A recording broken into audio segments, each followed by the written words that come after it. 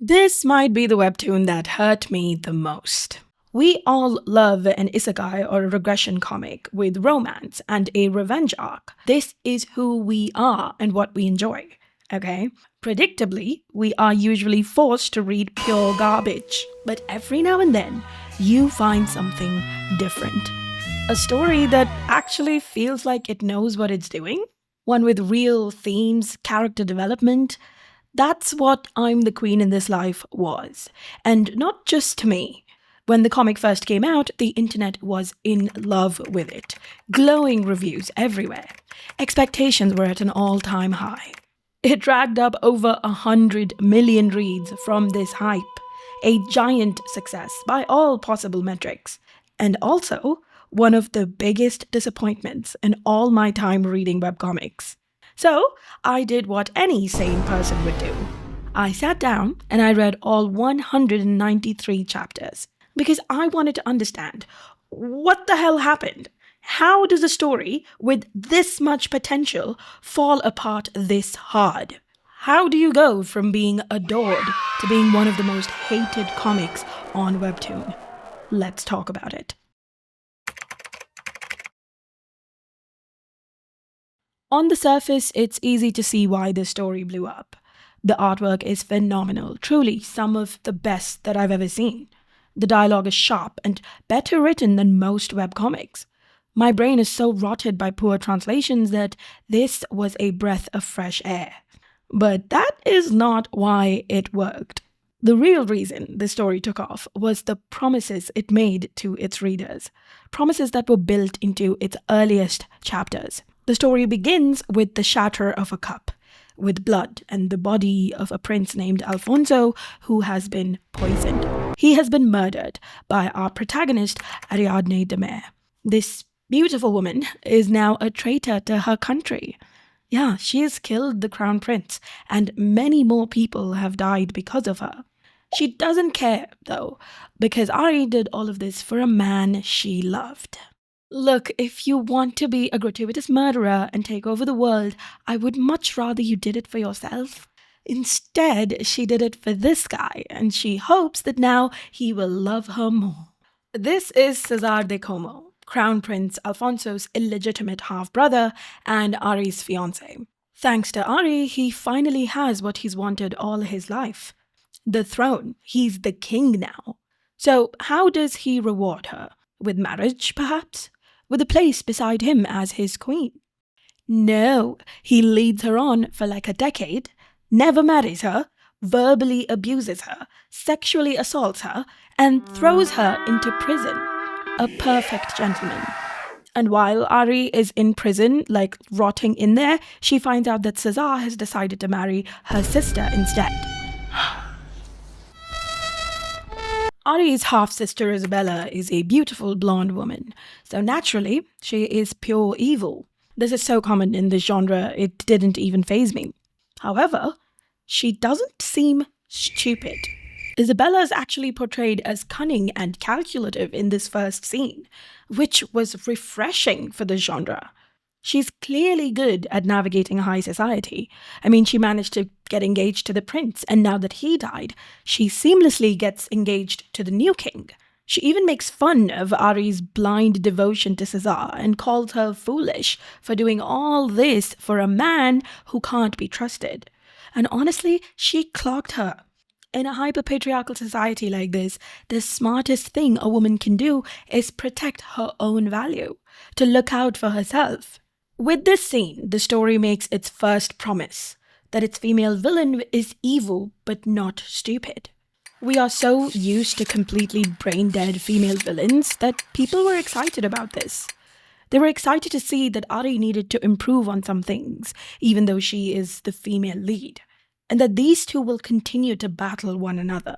Isabella doesn't wish to leave a possibility of Ari seducing Cesar back, so she has her servant murder her own sister. This was pretty bleak, but this is a regression story. We know this isn't the end. On Webtoon, death is just the beginning. Ari goes back in time, returning to when she was 17 years old before she was ever engaged to Cesar. All of these other characters now are only about 15 to 17 years old. And this time, Ari's goal is simple. She wants a better life. But most importantly, she wants revenge. Revenge on Cesar, Isabella, and every character that pushed her into a life of misery. She wants to do exactly what Isabella said: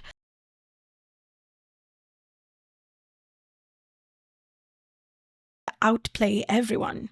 She even finds Prince Alfonso, who she murdered in her last life, and she flirts with him. Yeah, a woman who is mentally 30 years old hitting on a naive 15-year-old boy to use him. That is grooming. I was about to gag. I was fearful that the story would take the same turn so many revenge comics do, where the female lead can do no wrong, where she grooms and girl bosses a little too close to the sun. But then, the story actually did something interesting. In most regression comics, characters go back in time for literally no reason, but Ari is sent back for something called the Golden Rule.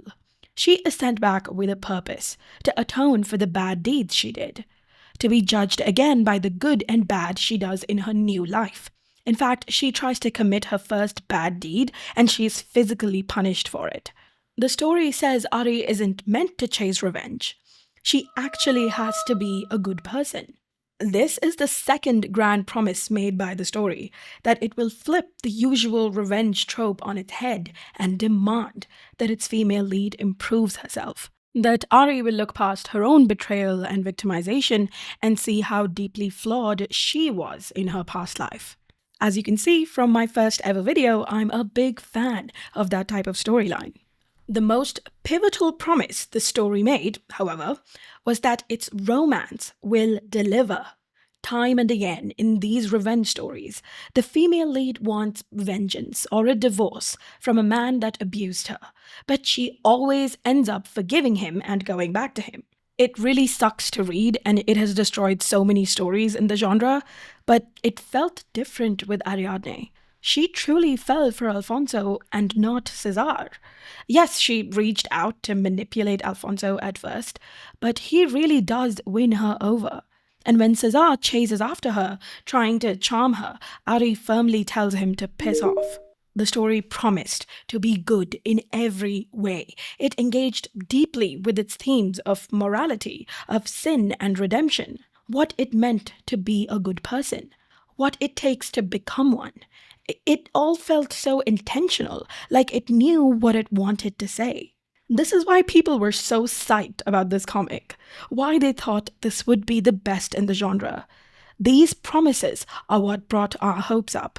And then the author broke every single one of these promises. Let's begin with the most core issue. This story wanted to flip the revenge trope on its head. The Golden Rule wants to take Ari to a path of goodness, but she still has to be tempted by the path of vengeance. In order to do this, Ari isn't just surrounded with random enemies. No, she comes from a family that practically begs for revenge. First, there's her father, Cardinal de Mere, who is a misogynist, who is obsessed with elevating his family's status. To do so, he uses the women in his family as bargaining chips. He gets Ari engaged to Cesar in her last life, just so Isabella isn't forced to marry him, because he wants Isabella to marry the prince. All this man thinks about is how to turn his house into royalty.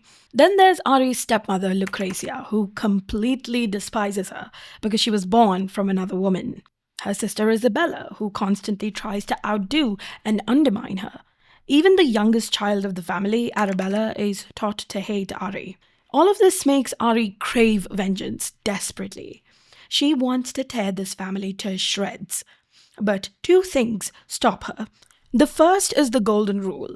In a pivotal scene, Ari tries to do her first bad deed. She tries to let a maid take the blame for something that she did, but she's physically punished for this by a cosmic force.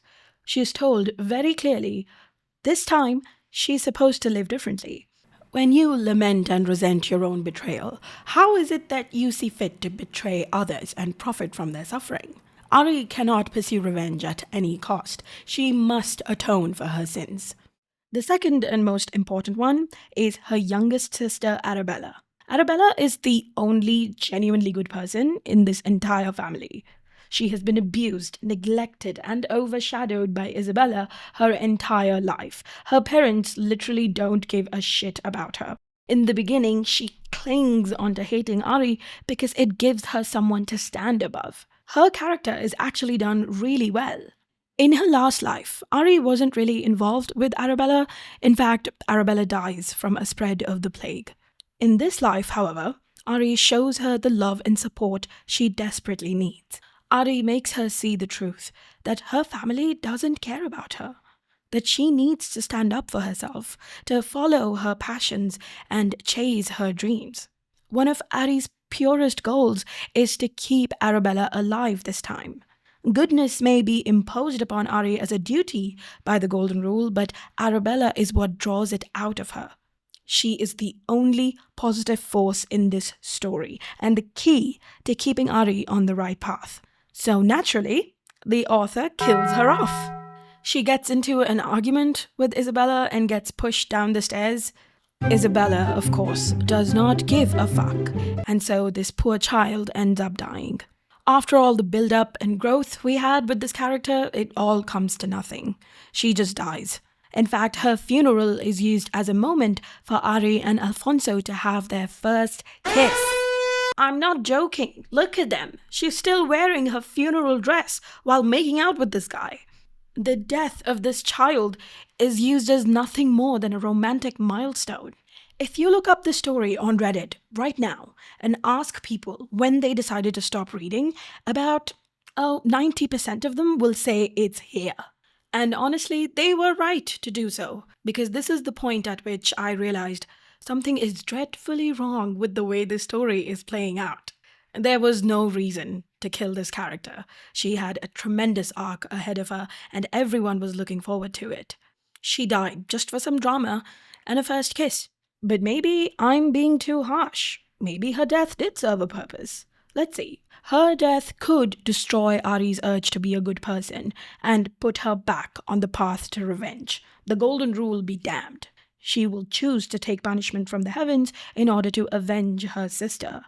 There's beauty in that kind of storyline, and it seemed like that's where the author wanted to go, but that is not what happens at all. Ari says she wants to avenge Arabella, and she knows it was Isabella who pushed her. So naturally, she should get vengeance on Isabella, right? No. Her first act of revenge is on a maid named Maletta, who was not involved in Arabella's death at all. She was just mean to Ari at the start of the story, and the author makes her as annoying as possible to make her horrible fate feel justified. Ari's second act of revenge was against her stepmother, who again had nothing to do with Arabella's injury. Yes, she mistreated Arabella till her dying day, but it was Isabella who murdered her. And still, Ari stands there thinking to herself about how she got her revenge. Meanwhile, the person who actually murdered Arabella is untouched, chilling. This story promised a smarter, more meaningful take on revenge. Instead, it gives us the safest version possible, punishing easy targets while protecting the people who actually deserve to be punished. Letting Isabella fully get away with murder while we waste our time watching awful things happen to other characters. Even Ari herself was supposed to be different. She was supposed to try and become a better person. The story acts as if it's doing that. She frequently goes into long soliloquies about what it means to be a good person and how she's a garbage person. But the way she does this is self-indulgent. She pities herself for how awful she was. She never deeply confronts her own moral failings or her own selfishness. She never tries to understand why she did what she did in her last life. What was up with her mental health that she would kill a man in cold blood? She does not feel true remorse. And yes, Ari was a victim of abuse, but that doesn't mean she is absolved of the awful things that she did. For example, in The Tyrant Wants to Be Good, Dorothea was a victim in her first life, a small child being abused by her own father, and she eventually grew up and murdered her own brother. But in her second life, she doesn't place all the blame on her father. In fact, she almost never blames her father for her murder of Raymond. She recognizes the flaws in her morality and the weakness of her mental health, and she works very hard to be a better person. This comic, however, brushes Ari with the same girl boss paint we see in standard revenge stories, the safest options with no character development. And just like that, the first promise falls apart. With Arabella gone, the golden rule is the only thing left pushing Ari to be good. However, it feels like the author can't quite decide what the golden rule does.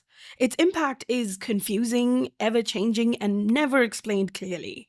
For example, early in the story, the golden rule gives Ari visions of the past, not her past, other people's past, from this life, not the previous life. So basically, she can find out what people have done before by touching them. We aren't told why she has this power, and also the power is rarely ever in the story, and it's very inconsistent. She's touching people and being touched all the time, and she sees nothing, even if their plans are going to harm her. But when she touches Arabella's body, she's able to see that Isabella pushed her. So far, we have no explanation about why she sees some things and not others. The Golden Rule also killed a person for trying to explain what it was to Ari, which is so random and completely out of place. 200 chapters in, and we still don't know why. Then the Golden Rule gets a random feature update, where apparently Ari has to do good things, but she can do nothing to change the fate of those around her. At least not without paying a price. We're not told what the price is. This is literally the only line we see about it. This means if Arabella died in her last life, she dies again now. The Queen, Alfonso's mother and one of the few non-asshole characters in the story, also died in her last life by being poisoned. Ari tries very hard to save her, and she simply dies again because that was her fate. But Alfonso also died in his last life by Ari's hand. Shouldn't she be worried that he was destined for death this time as well? Apparently not. I mean, this thought hasn't entered her mind in 200 chapters. If any of you have read the actual novel, does she ever think about this? It's a pretty obvious conclusion, because in the webcomic it seems as if the rules of fate only apply when it's convenient for the plot, to juice melodrama out of Arabella and the Queen, and to use them as fuel for Ari's resolve.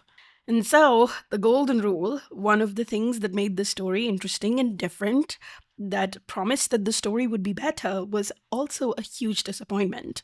But my biggest problem with the story is actually with its very first promise. My biggest disappointment is Isabella. This is not something you will see too many arguments about. Almost everyone agrees on the general problem with Isabella's character. We were promised a calculative villain.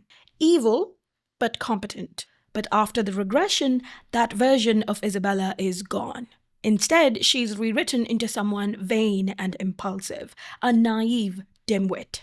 Now, we might say that Ari has regressed being mentally 30, and Isabella is only 15, so she has to be dumber than Ari. But that actually makes the problem way worse. Ari already has an advantage. The last thing Isabella's character needed was to make her as stupid and ineffective as possible. In her previous life, Isabella won. She climbed her way to the top of a very toxic society and became a princess. That doesn't happen by accident. But in this timeline, her schemes look like this. She messes with Ari's bra so that her dress pops open in the middle of a dance. Diabolical. She flirts with every girl's man to constantly fulfill the role of an evil, vapid succubus. She accuses her sister of sleeping with someone. That's it. That was the whole play there. She grabs her tits and asks her if she's using them to gain power. So yeah, these are her strategies. And yes, she causes Arabella's death, but even that isn't intentional. It is not a calculated move, it's almost an accident. Now, if one were to wager a guess about why the author dumbed Isabella down so much, they might say it is to make things easier for Ari. And while I agree that's part of the reason, this is my biggest disappointment because I think it runs far deeper than that. Outside of Ari and her maid, every other woman in the story has the same character. They're vain, jealous, and power hungry. They use their bodies to gain influence. And most importantly, they are all stupid. The male characters have a lot more range to them. The Cardinal is controlled but politically driven. He's a bad person and a terrible father, but he is pragmatic to a fault. His son is a lazy brat whose entitlement makes him a dangerous murderer. Cesar is insecure and emotionally stunted, but he's clever and witty. The king is deeply paranoid and a maniacal tyrant. They're all distinguishable characters, they're all individuals. But not the women. No, they all have the same flavor of aggressively loud, insanely jealous, and as annoying as humanly possible so that they can be good targets for revenge. So that when horrible things happen to them, the audience celebrates. That is their whole purpose. And some of you might say, Maki, aren't you reading a little too much into this? This is just a silly regression romance. If you don't like it, don't read it. It's not that deep. I would like to counter that in advance by saying, nah. No. Look, I worked as a ghostwriter for many companies and writers over the last decade, and unanimously, the advice my managers gave me was that we don't need to try hard with romance. Yeah, in their words, women will eat anything. It's just silly romance. It's not that deep. But I violently disagree with that. First of all, it is not just women reading slop if that's the only thing being offered to them. Everyone watching Hollywood right now and all the young men trapped in a circle jerk of power fantasies are all facing the exact same issue. When authors don't want to put effort into storytelling, we read the stories anyway. Not because we're stupid, but because humans need stories. A lot of people will watch this video and call me a hater, but if there's one thing I want you to understand is that I analyze webcomics deeply because I like them. I respect the romance genre, I appreciate its difficulties, and understand its necessity. I want them to be good, so no, they are not immune to criticism and deeper analysis. It is awful to be writing for women while treating your female characters in this manner. This is not acceptable. While this was my biggest gripe with the story, the community argues most intensely on a different subject. This is one of the most heated arguments in the Webtoon community. People just start attacking each other's character and morality. They're fighting over the romantic tangle between Ari, Alfonso, and Cesar. Personally, if you put a gun to my head, I wanted Ari to end up with Alfonso. However, the grooming aspect of it really messed up the ship for me. And before you say I'm exaggerating, I'm really not. From the very first moment she meets him, Ari is calculative about her approach. She wants to win Alfonso over to give herself more power and safety. That's already insane, because if I met someone I'd murdered in another life, I would curl up in a ball and have a panic attack. Not Ari, though. No, she is cool, calm, and collected. She keeps careful control over their dynamic. Like here, when she tells him to give her a secret nickname. She thinks, to an adolescent youth who wishes to be seen as his own person, the mere suggestion of a surreptitious connection would be far too tempting to resist. That is straight out of a groomer playbook. Okay, Ari used her experience and Alfonso's childishness to get him to like her, so she can be his wife one day and get herself a good life. And even if I put my blinders on just so that I can enjoy the comic, the weird feeling ruined the entire start of the romance. Alfonso didn't feel like a man falling in love. He felt more like a child falling for a trick, and that is just not romantic. But in spite of this, I understand the people who love this ship. At the start of the story, Ari is so deeply hurt by Cesar. He lied to her, manipulated her, used her, and ultimately discarded her. He pushed her into a life of sin and violence. And in contrast, you have Alfonso, kind, honest, loving Alfonso, who treats Ari the way she's always wanted to be treated. Not as a tool, but as someone worthy of love. So naturally, she is drawn to him. And even though Ari starts the relationship with way more power, they start to feel more equal as time goes on. Their relationship can feel genuinely sweet. Alfonso becomes kind of an emotional anchor for her, a way out of the damage of her past life. He's the antithesis of Cesar, a walking green flag, a good person in this life and the last. But the way this relationship is executed has major problems. When they meet, Ari and Alfonso are not equals. There's just so much that she knows and he doesn't. At first, it kind of looks like the author wants to address this power dynamic because Ari feels really guilty about it.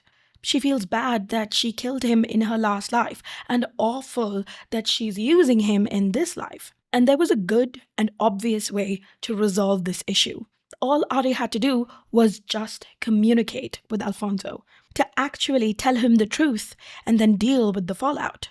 But the author doesn't do this. In fact, they completely bury this problem and pretend it doesn't exist because of one central issue in how they perceive romance. They see open communication as the enemy of interesting romance. This is a very common problem among romance writers, and I kind of understand where it comes from. They believe that if a couple simply communicates effectively, there will be no conflict between them. If they get the big secrets out of the way, there will be no content left in the story. After all, a romance novel ends when the characters get together for good. But that is not how it works. Communication doesn't kill tension, it changes it. And this story had all the elements to pull off drama with communication intact. Consider this: if Ari had told Alfonso the truth, it wouldn't solve any of their problems. It would simply create new ones: jealousy, distrust, fear. Alfonso learning that she once loved Cesar, that alone could fracture their relationship in a much more meaningful way than anything the story actually does. It might seem like a fracture like that could just break them up, but no. Add in the golden rule, the possibility that Alfonso is still fated to die. Add in the political stakes of the kingdom. Ari could still be around Alfonso, helping him with her knowledge of the future. They could be partners in crime, in spite of having tension. Ari could slowly, gradually win him over. She could actually become worthy of him and truly atone for what she did. In my opinion, that would have been fresh and romantic, even exciting. Instead, Alfonso knows nothing, and he falls in love with someone who murdered him in cold blood. People say Cesar will never be worthy of Ari because of his actions in his last life, even though the current Cesar has no memory of them. In the same vein, I would say that Ari currently is not worthy of Alfonso, and she is the same person who murdered him. Instead of dealing with this massive issue, the author decides to drag out their romance by just cutting all communication between Ari and Alfonso. And they do this by writing Alfonso out of the story for 85 chapters. Yeah, you heard me. In chapter 104, Alfonso is sent on a mission to the neighboring kingdom of Gallico, and he gets trapped there. And he doesn't return until chapter 189. That's almost half the story. We kind of get glimpses into what he's up to, but other than that, he is not in the story. Different people are intercepting the letters Ari and Alfonso write to each other. So during this whole time, there is zero communication between them. The author uses this to generate angst, the pain of romance, contrived by simply removing the male lead from the story for 85 chapters. And even now, he is back, but they have no plans of communicating with one another. From what I read of the last 10 chapters, we are set for a long miscommunication arc, even though they're right there. So, what did the author do for 85 chapters then? This is a romance after all. What filled that gap? It was Cesar. Yes, abusive Cesar who doomed Ari in his last life. Except in this life, he seems remarkably different. He starts out much the same way, where he's a womanizer and he drinks a lot and he is legendarily selfish. He tries to get Ari at first simply because he knows Alfonso is in love with her. He wishes to take something away from his brother. Ariadne rejects him completely. She challenges him. She lays into him and forces him to reflect on his own nature. And Cesar actually does that. He tries his best to improve and become worthy of Ari because he actually falls in love with her. Compared to Alfonso, his story felt way more complex. And the author spends a lot of time making us understand Cesar. They show us his miserable childhood, how he is rejected and abused by his own father, how his own mother is simply using him to secure her power and doesn't give a rat's ass about him unless he's serving her goals. She does not care if he lives or dies. The author works very hard to make us empathize with Cesar. They make him have banter with Ari and frequently depict their scenes in this chibi format to show us how cute they are. They paint him as a tortured, traumatized yandere type who regrets his behavior and falls deeply in love with the female lead. And naturally, some readers like that. But that is abhorrent to Team Alfonso, okay? They believe if you like Cesar even a little bit, you are a terrible person who wants women to be abused. You have no sense of morality, and you're rooting for someone who assaulted the female lead in another life. Meanwhile, they root for Alfonso to end up with his murderer. But the logic doesn't go both ways, apparently. They even say it's a flaw of women as a whole, that they're only attracted to red flags, that they just don't see the value in a good man. I cannot disagree more with that assessment, not only because it is misogynistic, but also because women are not the only ones enamored by complex characters. Everyone loves a morally grey character. It is human nature to love complex people. But here's the thing, the story itself invites this conflict. It wants you to question whether Cesar has changed. It asks you, if Ari can change, even while remembering everything she's done, then why not Cesar? Why is he on the hook for another life while Ari isn't? Cesar's character isn't just there for drama, he is used to examine the main thematic questions of the story. Is it actually possible to truly change and become a better person? If time has turned back, does Cesar from another life still exist? And if Cesar is different in this life, if he is willing to give Ari all that she wanted the last time, is Ari and Alfonso's love strong enough to withstand that change? Cesar actually changing for good is the ultimate test of their relationship. The author wants you to think about these questions and they go out of their way to push Cesar and Ari together. They even get engaged in the story, okay? There's a whole arc where the king attempts to make Ari his bride so he can boink her and legally claim right to all her wealth. Cesar steps in to save her by amending the order so he is engaged to Ari instead. The author literally sends Alfonso away and makes Ari and Cesar engaged. People are not stupid or morally bankrupt for liking a character the author wants them to like. That's just the story doing its job. Now, a lot of people will counter my argument by saying, guess what? Cesar never changed.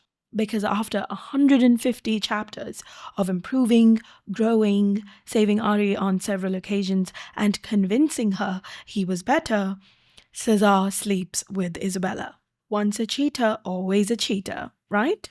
He never changed. Except that's not exactly what happened.